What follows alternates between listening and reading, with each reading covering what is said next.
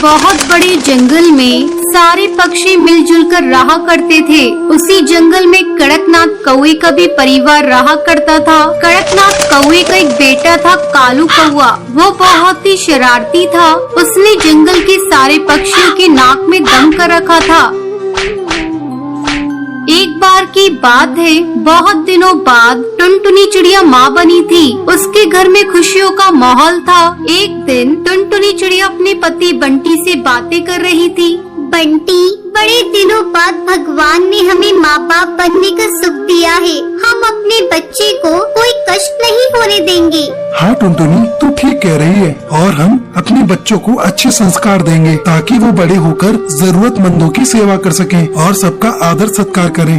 हाँ जी, ये बात तो सही है, लेकिन हमें एक बात का ध्यान रखना होगा कि वो कभी भी कालू कौवे से दोस्ती ना करे। आपने देखा है ना, कालू कौवा सभी पक्षियों को कैसे परेशान करता रहता है। वो दोनों अक्सर अपने बच्चे के भविष्य को लेकर चिंता किया करते थे।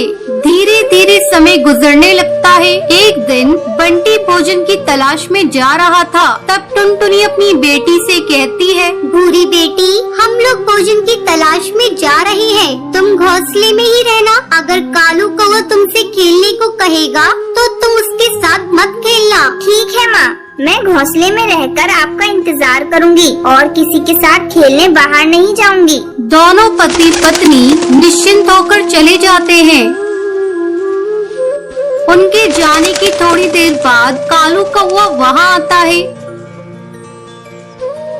भूरी, अरे ओ भूरी, ये ले, मैं तेरे लिए मूंगफली लेकर आया हूँ। जरा खाकर तो देख, ये कितने स्वादिष्ट हैं। तब भूरी कहती है, कालू कौवा भैया, तुम यहाँ से चले जाओ। मैं मूंगफली नहीं खाऊंगी। मेरी माँ ने मुझे तुमसे बात करने को मना किया है। ये सुनकर कालू कौवे को बहुत गुस्सा आता है, लेकिन वो अपने गुस्से पर काबू करके भूरी से गिलास पानी मांगता है।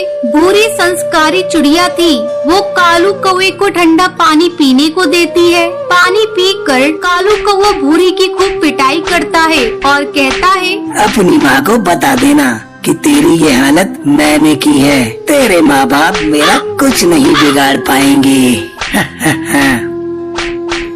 इतना कहकर कालू कौवा वहाँ से चला जाता है। भूरी दर्द से कराह रही थी। शाम को जब टुनटुनी चिड़िया और बंटी कबूतर घर आते हैं तो अपनी बेटी की हालत देखकर घबरा जाते हैं। भूरी अपनी माँ को सारी बात बताती है। तब टुनटुनी गुस्से में कालू कौवे के घर जाती है। उस समय कालू कौवे का पिता कड़कनाथ घोंसले के बाहर ही बैठा था। कड़कनाथ भैया, आपके बेटे ने मेरी बेटी को मार मार कर अधमरा कर दिया है। अपने बेटे को संभालो, नहीं तो एक दिन तुम्हें रोना पड़ेगा। टुनटुनी की आवाज सुनकर सुंदरी कौवी घोंसले से बाहर निकलती है। टुनटुनी चिड़िया, जब से तुम माँ बनी हो तुम बहुत घमंडी हो गई हो। मेरा बेटा तुम्हारी आंखों में चुभने लगा है। ये देखो, मेरा बेटा बैठकर पढ़ाई कर रहा है। कल उसका इम्तिहान है। तुम्हारी बेटी झूठ बोल रही है। अब जाओ यहाँ से। अगर तुमने दोबारा मेरी बेटे की शिकायत की तो मुझसे बुरा कोई नहीं होगा। इस घटना के कुछ दिनों तक कालू कौवा शांत रहता है। एक दिन जब वो खेलने जा रहा था तो वो देखता है कि जिगरबाज का बच्चा अपने घोंसले में अकेला था। कालू कौवे से पीट पीट कर अधमरा कर देता है। जब इस बात का पता जिगरबाज को चलता है तब वो अपने साथियों के साथ मिलकर कालू कौवे के घर पर धावा बोल देता है। इस हमले में कालू कौवा और उसका पूरा परिवार खत्म हो जाता है। कालू कौवे के बुरे कर्मों का फल उसके पूरे परिवार को भुगतना पड़ता है। उस दिन के बाद से जंगल के सभी पक्षी खुशी खुशी रहने लगते हैं।